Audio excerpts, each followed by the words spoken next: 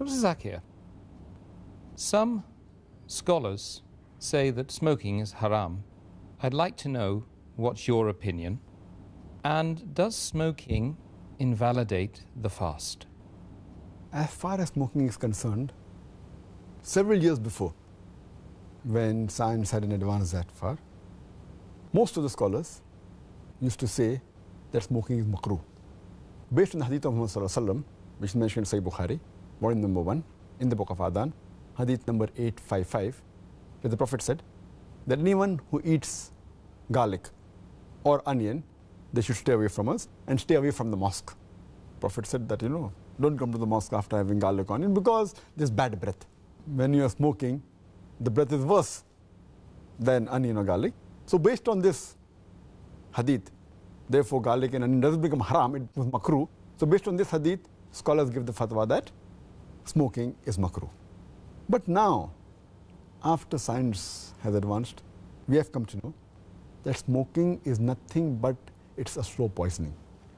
Tobacco in any form, whether smoking, cigarettes, whether bidi, whether tobacco in hookah, whether chewing tobacco, all forms of tobacco contain nicotine and tar. And we know it's nothing but slow poisoning. That is the reason most of the non-Muslims also, they agree that smoking is haram. Not only the Muslim world, even the non-Muslims. That's the reason they put a statutory warning on the cigarette packs. They put a statutory warning saying cigarette smoking is injurious to health.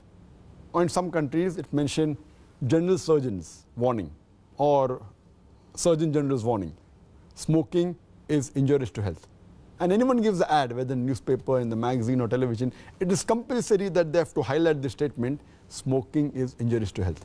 So I'm not talking about the Muslim world, even the non-Muslim world agrees that smoking is nothing but slow poisoning.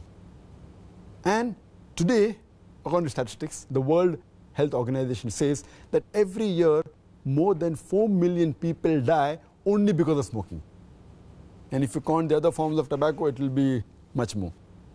And today medical science tells us, and even I had learned when I was doing my medicine in the medical college, that more than 90% of the lung cancer deaths are only due to smoking, whether cigarette or bidi or whatever it is.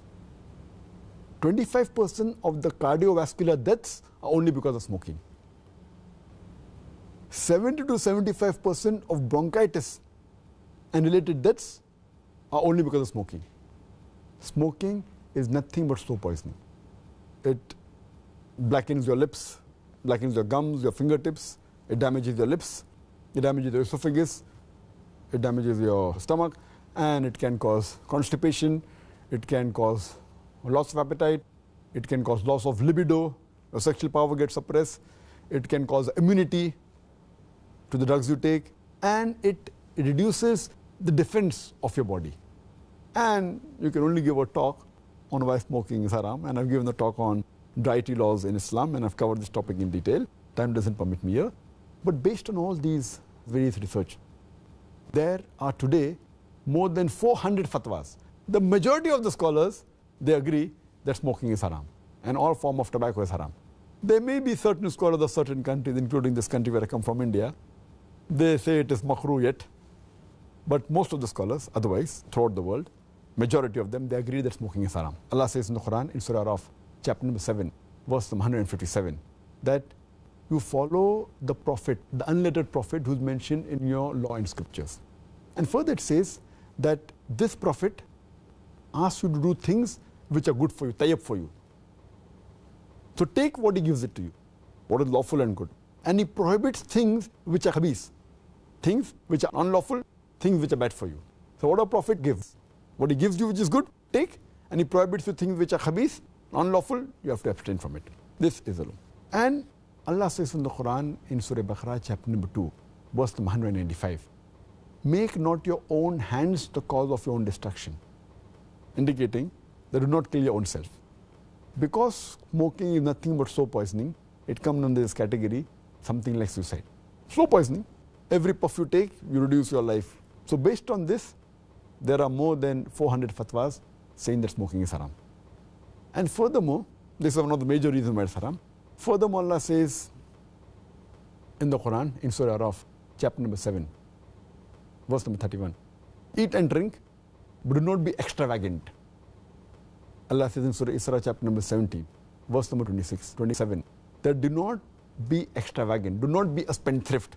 For verily, a person who is a spendthrift is a brother of the Satan, is a brother of the devil. And we know that when we smoke, it's nothing but extravagance. It's nothing but taking a pound note or a few pounds, or taking a dollar note, the green dollar bill, or a pound, and lighting up with fire. When we smoke, when we light the cigarette, it's nothing but burning money, whether it be rupees, whether it be dollars, whether it be pounds, whether it be riyals. It's nothing but extravagance, which is haram in Islam. And you can give a list of reasons why it's haram. But just to cut it short, one more reason, that you cannot harm your own neighbor. You cannot harm your own brother. And in smoking, when you exhale out the smoke, it causes more damage to your neighbor. Passive smoking is more dangerous than active smoking. When the person who smokes, when he exhales out, if the person who's a neighbor inhales the smoke, it causes more damage to him than the person who smokes. That's the reason many countries like Singapore, etc., they've banned smoking in public places. In your personal house, you can do it. In public places, in government places, smoking has been banned. So based on this, it's haram. So smoking is haram. As far as the second part of the question is concerned, that does smoking invalidate the fast? Normally when a person smokes, the smoke goes into the lung, but there are some other particles also that go into the stomach. So when you smoke, besides the smoke going into the lungs, it also goes into the stomach, and there are some particles, there are some residual things.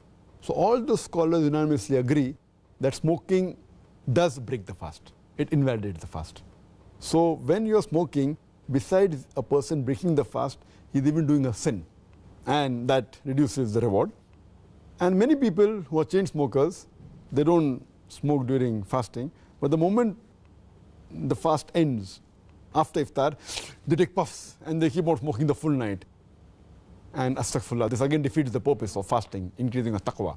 And if a person can abstain from dawn to dusk, from the beginning of dawn to sunset, very well he can abstain from smoking from the cradle to the grave. So it's my advice, the chain smoker, Ramadan is a very good time where they can really stop smoking, and that will be a permanent part in their life, inshallah, for the future.